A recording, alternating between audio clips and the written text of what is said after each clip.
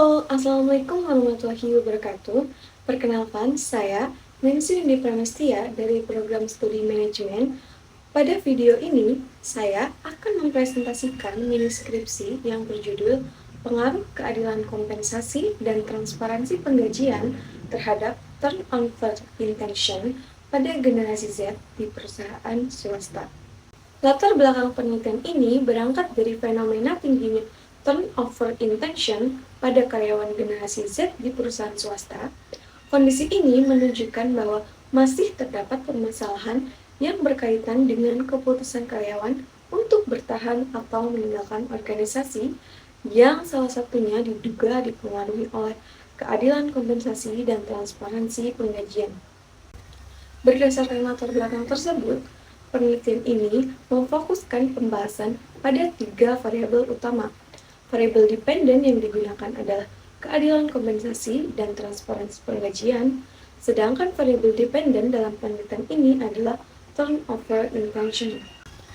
Untuk menjawab permasalahan tersebut, penelitian ini menggunakan pendekatan kuantitatif dengan jenis penelitian asosiatif kausial yang bertujuan untuk melihat hubungan antara variabel keadilan kompensasi dan transparansi penggajian terhadap turnover intention. Pengumpulan data dilakukan dengan menyebarkan kuesioner kepada 35 karyawan generasi Z yang bekerja di perusahaan swasta. Kuesioner disusun menggunakan skala Likert yang digunakan untuk mengukur tingkat persetujuan responden-responden terhadap pernyataan-pernyataan yang berkaitan dengan masing-masing variabel penelitian. Data yang telah dikumpulkan kemudian dianalisis menggunakan regresi linear berganda. Sebelum dilakukan pengujian hipotesis, terlebih dahulu dilakukan uji asumsi klasik yang meliputi uji normalitas, uji multikolinearitas, dan uji heteroskedastisitas.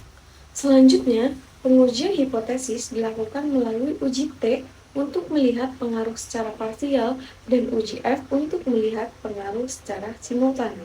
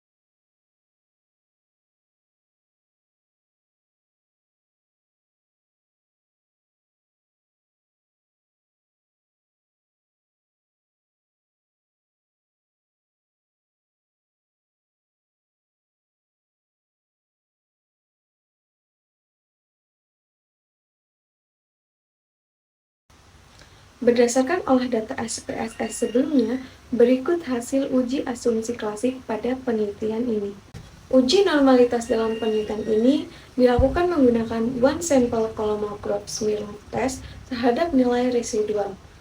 Berdasarkan hasil pengujian, diperoleh nilai asumsi two-tailed sebesar 0,2 yang lebih besar dari tingkat signifikansi 0,05.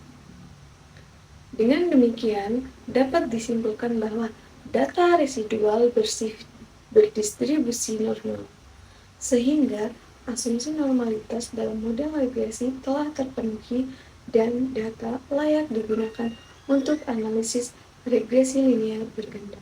Pengujian multikolinearitas bertujuan untuk melihat apakah terdapat hubungan yang kuat antar variabel independen dalam model regresi linear berganda. Berdasarkan hasil pengujian, variabel keadilan kompensasi memiliki nilai toleransi sebesar 0,301 dan FIB sebesar 3,320. Hal yang sama juga terlihat pada variabel transparansi pengajian, yang menunjukkan nilai toleransi sebesar 0,301 dan FIB 3,320. Karena seluruh nilai toleransi melebihi batas 0,10 dan seluruh nilai FIB berada di bawah 10, dapat disimpulkan bahwa model regresi yang digunakan tidak mengalami masalah multikolinearitas. Kemudian, pengujian heteroskedastisitas digunakan untuk mengetahui apakah terdapat perbedaan varian residual pada berbagai tingkat nilai prediksi dalam model regresi.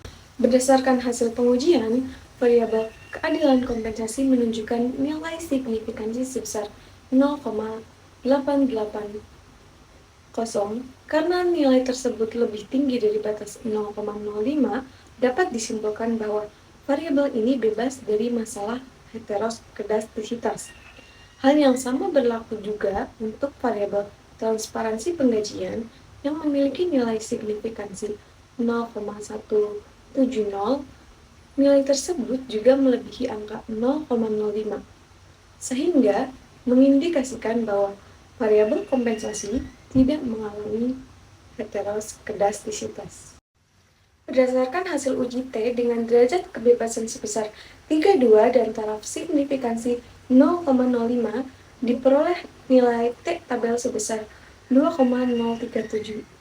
Hasil pengujian menunjukkan bahwa variabel keadilan kompensasi memiliki nilai T hitung sebesar min 1,865, yang lebih kecil dari T tabel, serta nilai signifikansi 0,071 yang lebih besar dari 0,05, sehingga dapat disimpulkan bahwa keadilan kompensasi tidak berpengaruh signifikan terhadap turnover intention.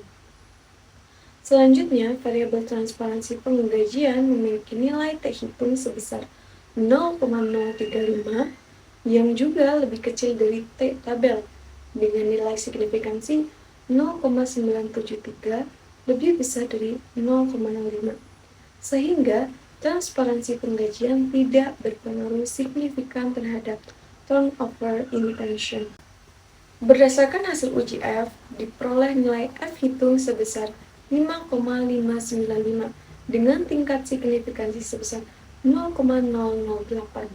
Nilai tersebut lebih besar dari F tabel sebesar 3,29, serta memiliki nilai signifikansi yang lebih kecil dari 0,05.